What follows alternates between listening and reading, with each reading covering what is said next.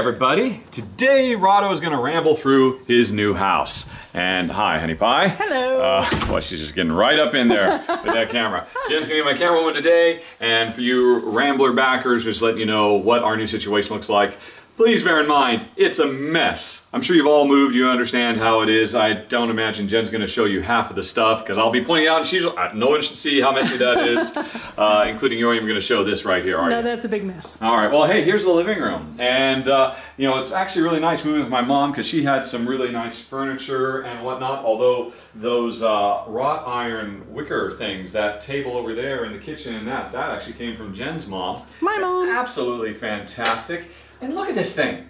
This is how I knew we'd made it to America. I bought that brand new for $299, a 55-inch TV. Absolutely insane. You know, incredible. And let's see, yeah, obviously this is a living room, not even remotely close to done. I don't know if this is going to be how the layout is. Oh, this is kind of fun. Hey, look, it's our projector. Hidden in the closet, although we haven't put the screen up yet. We'll have to, I want to do that because I'd like to watch screen movies. Screen is going to go there. Yes, that'll have to wait for But there's now. Important things on the couch. Yes, indeed. No room for us on the couch. Yeah, sweet beagles. So, over here, we have my mom's room, and hi, Mom. Oop. Hello. This is her favorite chair in the world. Here's her TV. I don't know what she's watching at the moment, something. And so, the nice thing about this layout is we've given her the master bedroom with the ensuite bathroom because it's kind of like she has her own apartment. You know, complete with walk-in closet. We're talking about getting her a microwave so she's completely self-sustained. She can just shut the door and pretend we don't exist. Hi, Mom. All right, I'll let her get back to her stories. So, that's all very nice. We've got a kitchen, and we've got this weird half-wall thing that divides the room in two. And at first, Jen absolutely hated it and insisted that we tear this thing down and tear this down. But we've been here a while now and she's kind of gotten comfortable with it. Although it's just, this whole kitchen was designed for short people because you have to be kind of down like this to see. Even Jen is too tall. She ends up looking at the top of this thing. Although in all honesty, that's not so bad because we don't really have the best view out our front window. Nope. And, but anyway, yeah, so this beauty, this butcher block table, Jen constructed herself many years ago. Yeah. And we're so happy to get it back. It's been with Jen's sister's family for 15 years now. We left it with them when we went off to Europe. And so this seems to be a nice little island.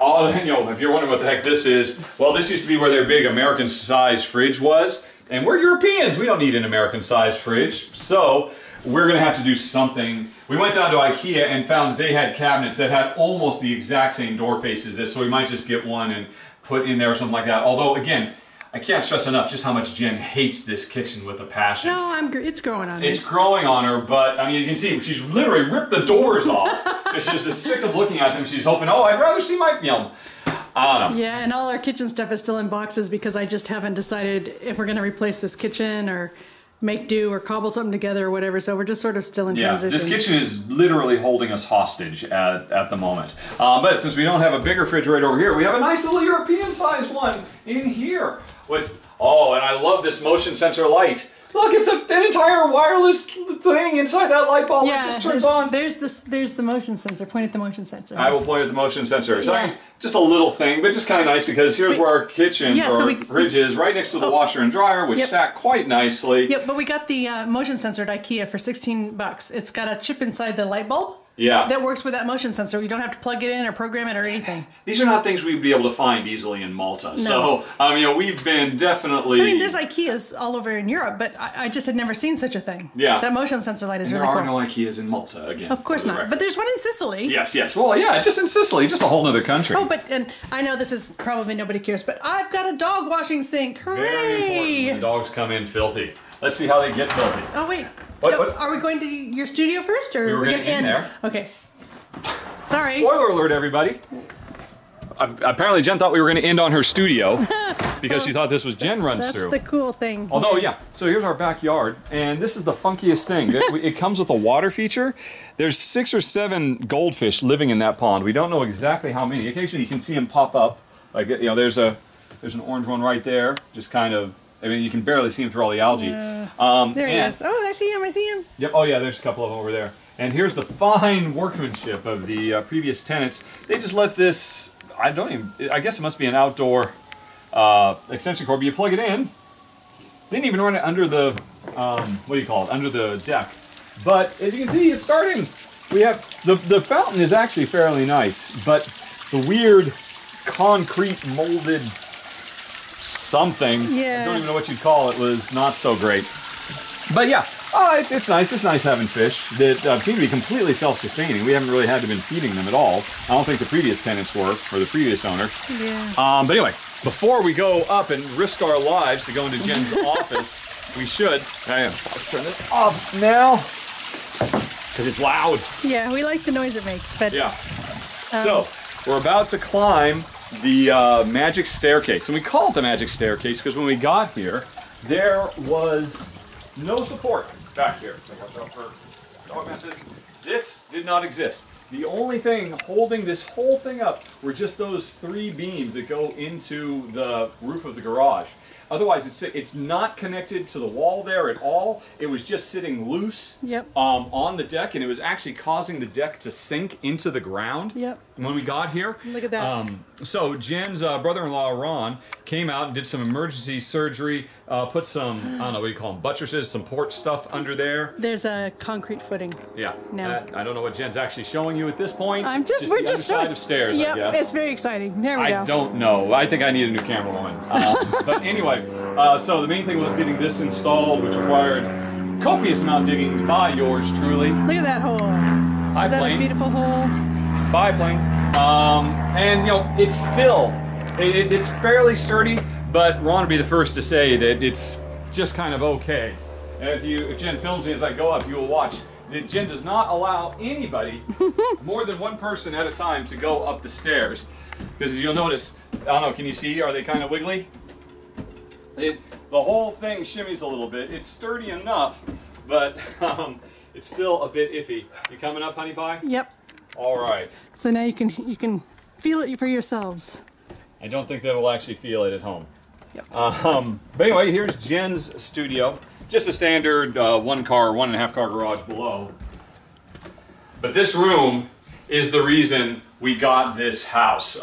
It's everything Jen would have hoped for. Hey, here's another thing that's been in storage for 15 years at Jen's sister's house, our purple couch from Texas. Yep. Very, very nice. And all these tables we just found here locally at Goodwill shops and Salvation Armies and Free Cycle. So we've outfitted this whole place for nothing, which is absolutely awesome. Another thing that we were not able to do very easily in Malta is just get tons of stuff for super cheap or free.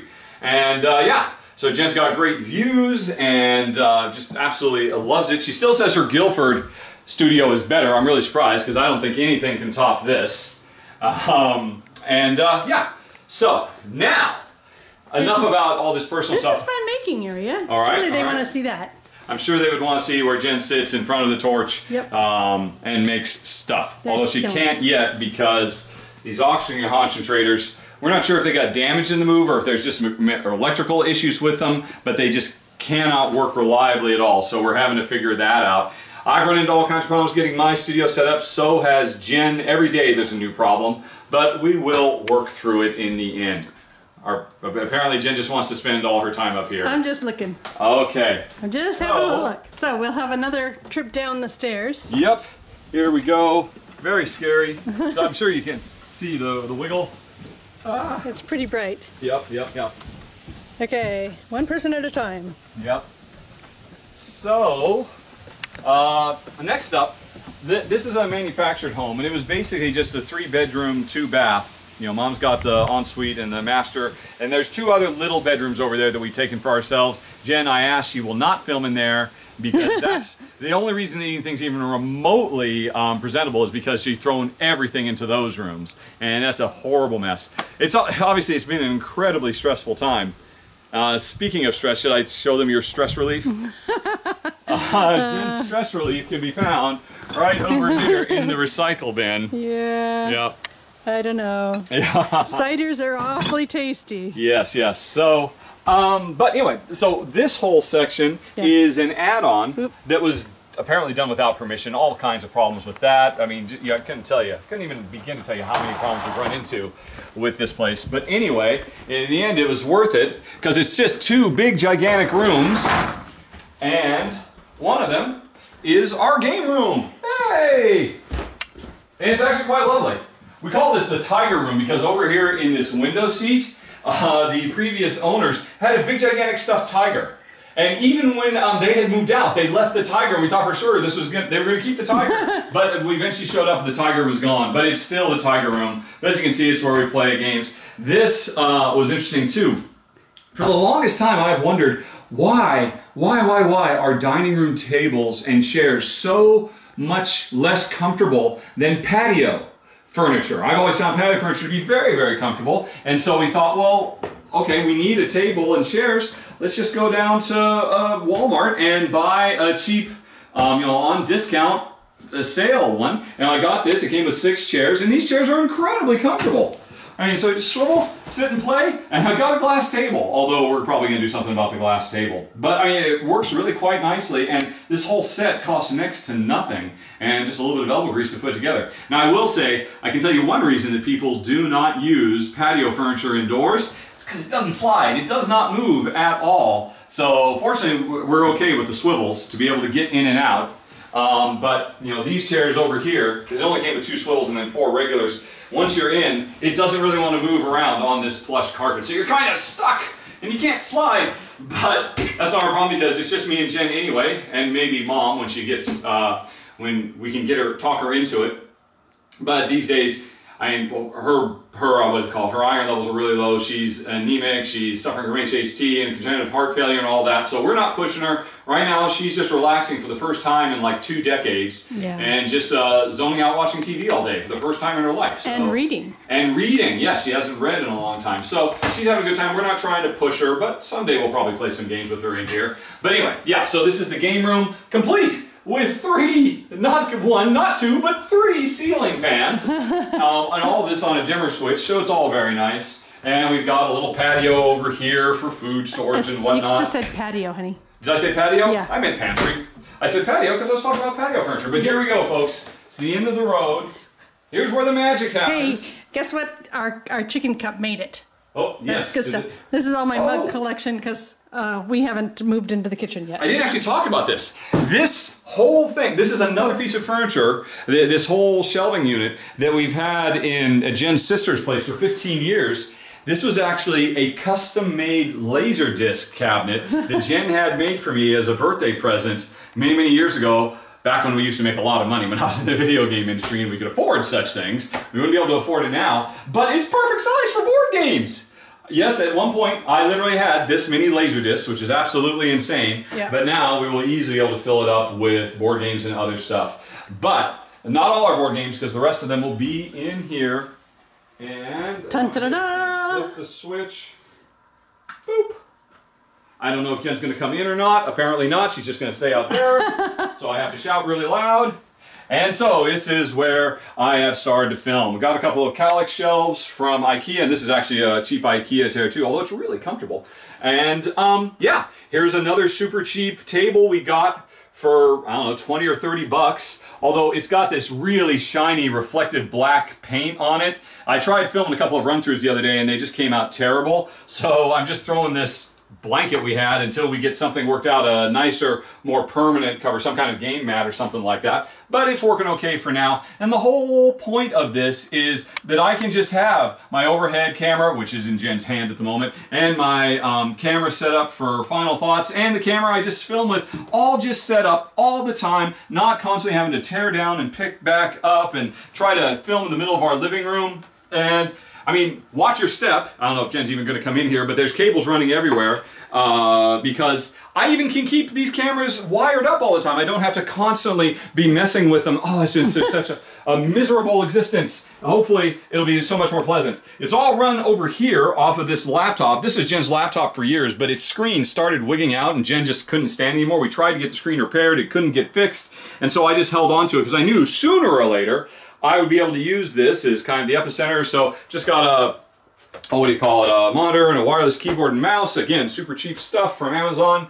And yeah. And your box storage area. My box storage area. Yeah, this room is actually really funky because they added this walk-in closet here, but it doesn't go up to the ceiling, and instead, this I think was a kid's room, and they could go up and have like a fort up there. There's actually lights and outlets up there and whatnot, but right now I'm just using it for gigantic cardboard box storage because our lives are awash with cardboard these days. And yeah, oh, and then also, of course, I'm sure you've noticed there are, what do you call them, acoustic panels all around from 2 to 4 feet up.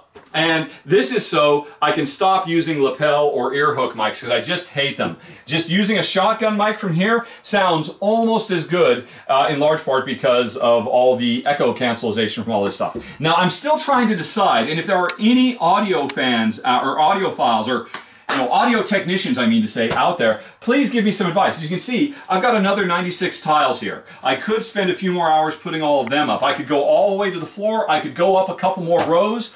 I don't know what I need to do. I don't know if adding these, I mean, as much as I've been talking about how much we've been saving money left, right, and center, these were not cheap, and I wouldn't mind just returning them, because at this point I'm kind of satisfied with the sound I'm getting. But if I put if I doubled the amount of foam here and and put them on the back sides of the doors, would it be a huge improvement or would it only be a minor improvement? I don't really know. If I was going to put them on, should I go higher and higher and not bother with the floor, or should I bother with bass traps? I don't know. Everything I read about online mostly talks about it from the perspective of, oh, trying to have your own home music recording studio. Nobody seems to talk about a studio for recording board game run-throughs. That is not high on people's list of things to give feedback on. And I'm not really quite sure if I should do it or not, or if I should just return these to Amazon from whence they came and save some cash.